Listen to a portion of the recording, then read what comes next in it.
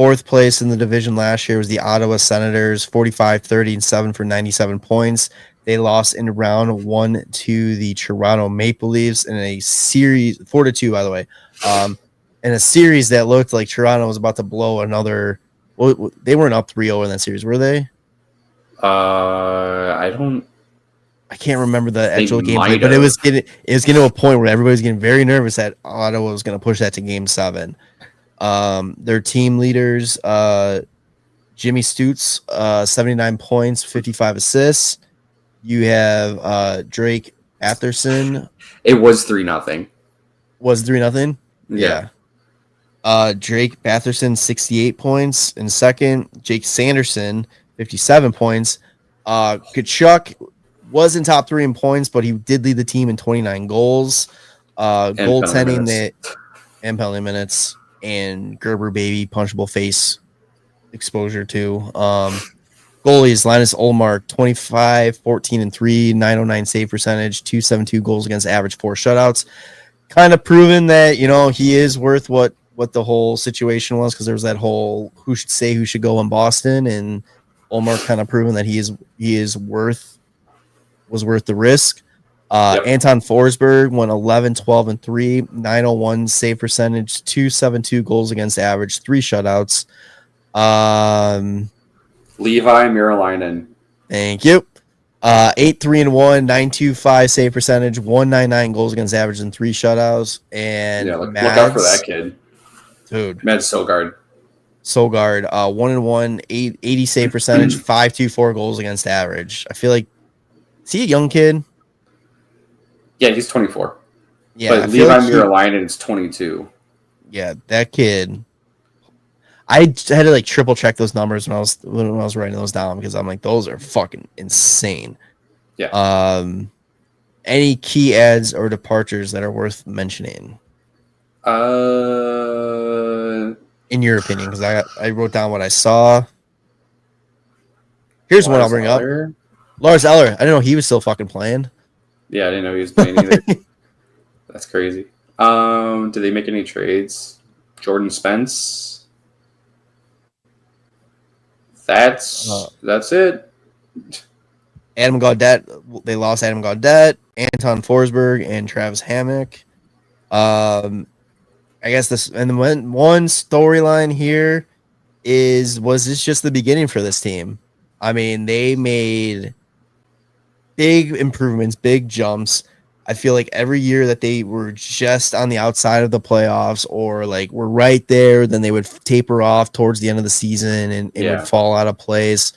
And now that it almost seems like adding Ullmark into this team's equation finally set this team apart from what they needed, to be a playoff hopeful to a playoff contender.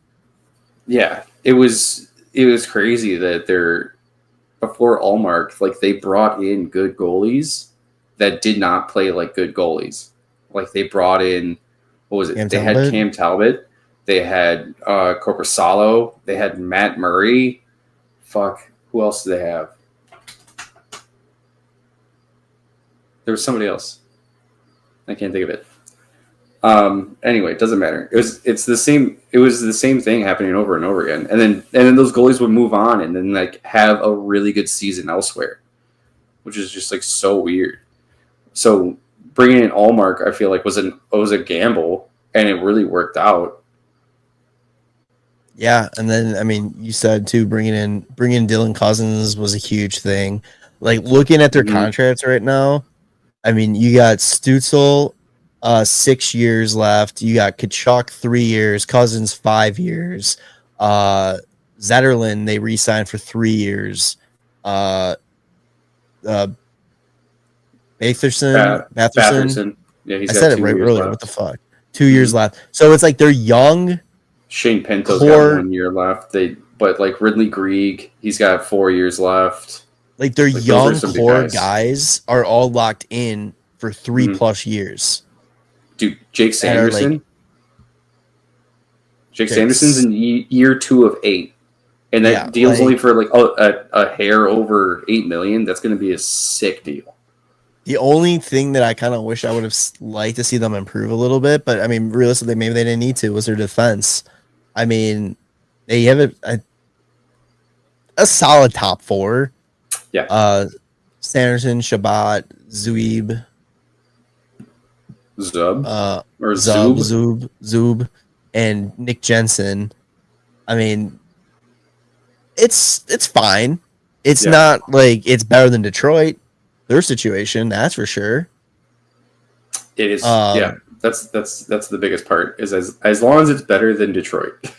Yeah. I just think this year's going to be telling for them. It's like if they can just, what did I say? They had 97 points. Yeah, 97 points. As long as they stay in that 90-point range, I mean, that I think they're over. That's officially over the hump. I mean, 1 year, it's like, okay, we're right, we're there. Let's see it. Do it 2 years in a row. That's a different story. Like, okay, there's no now the expectation is this or better every year from now on. Yeah, I'm curious to see too, because Claude Giroux had 50 points last year. I'm curious if he stays up there because he's going to be 38. It's like, what are the chances that he can help them? He's on that even TS more? contract too, right? Dude, he had a 61% face-off percentage. That's fucking crazy. It's like they got that good balance of like younger players and vets that know their role. Like they have that perfect balance right here. That's fucking insane, dude. That's awesome. Yeah, dude, they do have a good balance. I think having Dylan Cousins brought in and having him for a full season is going to make a huge difference over having Josh Norris in and out of the lineup for the whole time. Because he had 16 points in 21 games with them. So he definitely meshes well with that. Yeah, I mean, there's a team that I think is exciting to pay attention to because I feel like Ottawa is always kind of I don't know, it's like the foster child of like Ontario. The forgotten child. Yeah.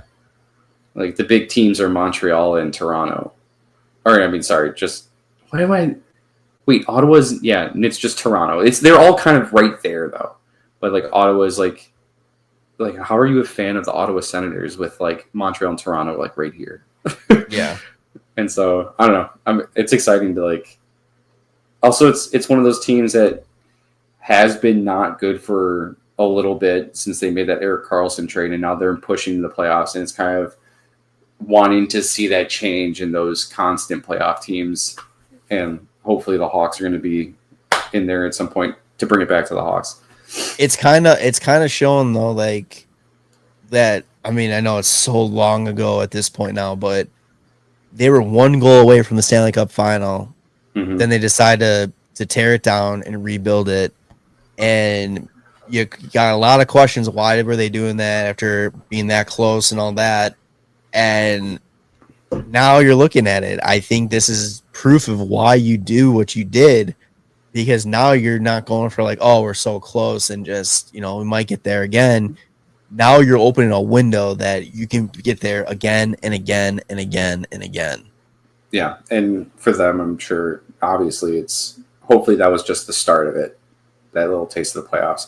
And, I mean, the fact that they went down 3-0 and they came back and won 2 games, like they got a glimpse of how hard it was to win games. And then they were able to like almost bring it completely back.